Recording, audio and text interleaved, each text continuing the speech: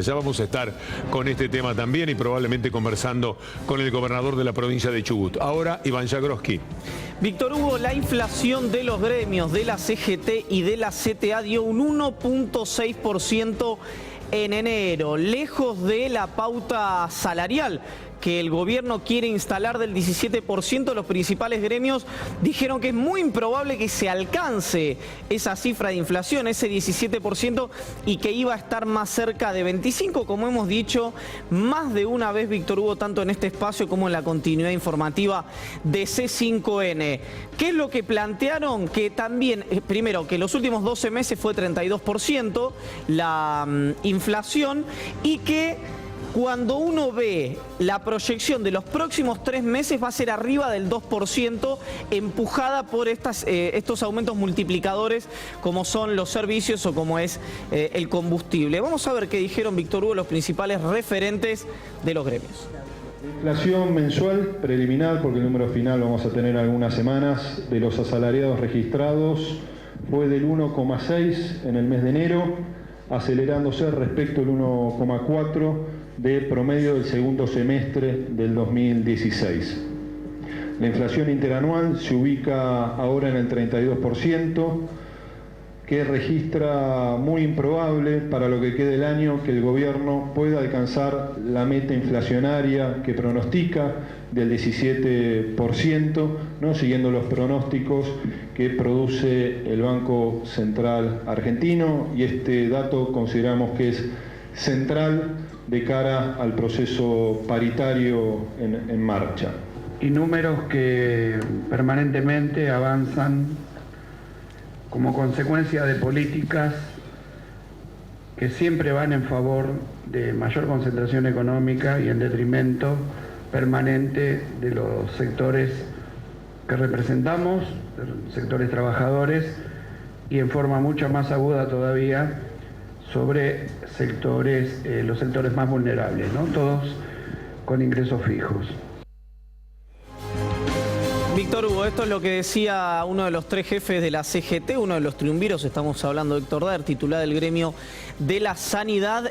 Importante tener en cuenta que los gremios ya están diciendo que la pauta salarial de entre el 17 y el 20% que quiere el gobierno nacional les haría perder, yo ya no voy a decir, Víctor Hugo, que no van a aceptar porque eso depende de cada gremio, pero les haría perder entre 5 y 8 puntos de poder de compra que se le suman a los 6 en promedio que perdieron el año pasado. Levanta un poco el ánimo ver a la CGT en esa actitud.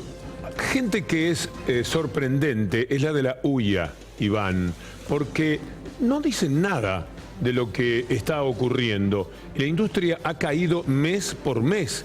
Pavoroso lo que les ha sucedido. Lucharon cuando les iba muy bien contra el gobierno anterior por una cuestión ideológica, y es tan fuerte esa ideología como grupo, con los matices naturales que deben tener, que ahora, perjudicados por las políticas del gobierno, que se tira a lo agroexportador, que quiere que todo lo que es primario en materia de exportaciones sea lo que sostenga la economía del país, poco dicen. Miren qué fuerte es la ideología a veces, como para aceptar que las cosas estén contra uno, pero que respondan a criterios que desde el punto de vista de la filosofía política le son más agradables. En su momento, cuando se discutió, Víctor Hugo, quién iba a ser el presidente de la Unión Industrial Argentina, había un sector dentro de la UIA que decía que si Techint y Arcor, que fue quienes finalmente pusieron al presidente, que es Adrián Kaufmann Brea, lograban su cometido, la UIA iba a tener en un eventual gobierno de Mauricio Macri una voz mucho más aplacada de lo que tendría si quien fuera presidente de la UIA pertenecía al sector industrial o al sector pyme. Bueno, finalmente fue Adrián Kaufmann, que la verdad, yo lo he dicho más de una vez, incluso he hecho una broma sobre el presidente de la Unión Industrial Argentina, que sé que cayó muy mal ahí adentro, y si falté el respeto en su momento he pedido la disculpa del caso, pero no se lo escucha hablar, y cerraron 5.125 empresas solo durante el año pasado en el sector Porque estará formal. más referido a las grandes empresas. Todavía no le duele a él, todavía no le aprieta el zapato, pero la industria ha caído y son más de 5.000 las empresas que no están funcionando.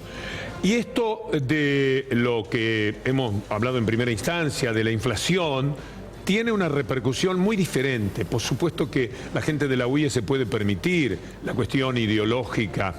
Total, muchísimos de esos están salvados ellos, sus nietos, sus hijos y nietos, no tienen ningún problema. Pero la gente del común, la gente de a pie, la inmensa mayoría de la población, el 85% que gana 8.000 pesos no lo está pasando bien. Cuando hablamos de inflación tenemos que discriminar. Hay inflación de cosas de las que podemos prescindir, pero también hay inflación en los alimentos, y de esto nos habla Julia Estrada.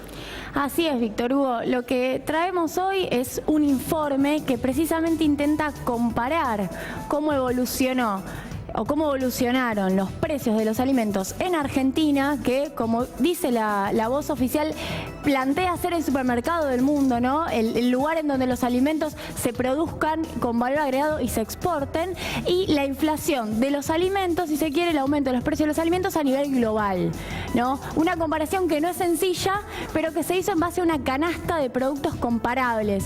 Algunas frutas, gaseosas, colas, también harinas. Básicamente, si hacemos un ranking en el año 2016 respecto de cuán cara es esa canasta de alimentos, Argentina terminó quedando en el 4º lugar, habiendo estado el año anterior, en 2015, en el 5º lugar, ¿no? Básicamente subió un lugar más y quedó por debajo de Estados Unidos, Uruguay, Australia, 4º lugar Argentina. Ahora vamos a profundizar respecto de cómo se hizo esta medición. ¿Qué quiere decir esto? Que es uno de los países en donde comer, alimentarse, es más caro que en Chile, que en Brasil, que en Kuwait, Colombia, Paraguay, México y España, que fueron los 11 casos analizados. Básicamente, esta canasta comparable se pudo comprobar que aumentó de $21,80, la comparación es en dólares, a $23,07, que es un aumento del 5%, pero en dólares, para un país que tiene un tipo de cambio de 16. Vamos a ver ahora la siguiente placa, así profundizamos un poco más respecto de esta comparación.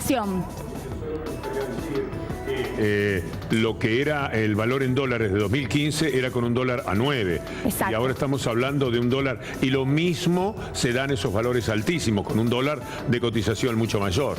Bueno, una devaluación del 60% y en ese contexto un aumento del 5% en dólares, con lo cual es correcto lo que planteás. Lo que vemos acá, a mi criterio, es muy interesante. Si vemos la línea roja, es el aumento de los precios de los alimentos, una canasta amplia, desde noviembre de 2015 hasta octubre de 2016 a nivel global. Está medido por la FAO, ¿no? Prácticamente podríamos hablar de un estancamiento. En realidad es un aumento de 10,82%, 11% de aumento en casi un año, ¿no? De noviembre a octubre. Ahora, en Argentina, este es un relevamiento propio, ¿no? Cada 15 días, realizado en distintos puntos del país, solamente de alimentos, utilizando la canasta del INDEC, tenemos esta curva verde, que claramente es muy superior al aumento a nivel global, que da cuenta de un 52% de aumento de los precios de los alimentos, básicamente en el año pasado, ¿no? Vinculado, Víctor Hugo, a la devaluación, a la quita de retenciones, a lo que hemos mencionado muchas veces. Pero esto es muy importante porque Argentina, supuestamente, esta curva verde no debería darse en un país que produce alimentos, ¿no?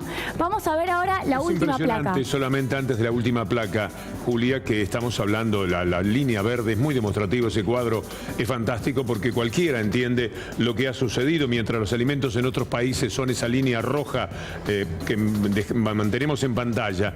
Los alimentos en la Argentina son la línea verde. Es pavoroso porque cuanto menos tiene la gente, mayores dificultades le provoca esa línea verde. Y ayer Roberto Navarro estuvo mencionando la desnutrición que empieza a crecer otra vez en la Argentina. Siempre va a haber desnutrición en países estructuralmente pobres como los de América Latina, pero se había acorralado eso. Ahora se disparó nuevamente la desnutrición. En la provincia de Salta, sin ir más lejos, ya hubo 4 casos de muerte por desnutrición.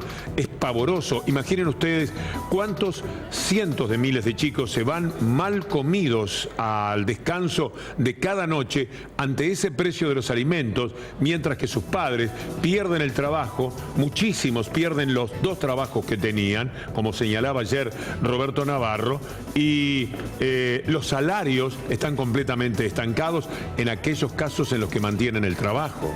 Así es, déjame acotar, Víctor Hugo, lo conversaban previamente con Iván. En Argentina Argentina las cámaras empresarias vinculadas a los alimentos tienen mucho poder. Mencionaban a Kaufman, muy vinculado a Arcor, y yo agrego a Funes de Rioja, también un empresario muy reticente, por ejemplo, a aumentos salariales y muy defensor de las empresas alimenticias. Vamos, si podemos, a la última placa, a la tercera placa, en donde quisiera profundizar un poco más en esto de la canasta.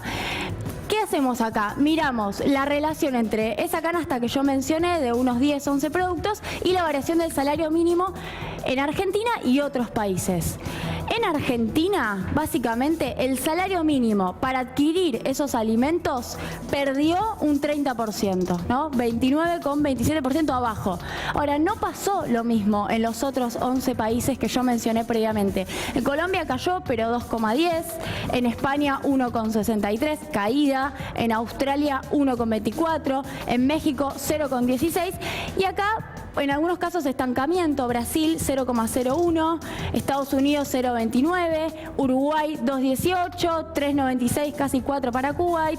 Paraguay, 5. Y un aumento en Chile en 22,36. Entonces, acá es un análisis un poco más complejo. ¿Cuánto de esos alimentos se pueden comprar con el salario mínimo argentino, que claramente se destruyó, por decirlo de una manera, 30% menos para comprar alimentos? Utilísimo, Julia, utilísimo. Nos permite entender cabalmente lo que nos ocurre, lo que nos pasa. Muchas gracias.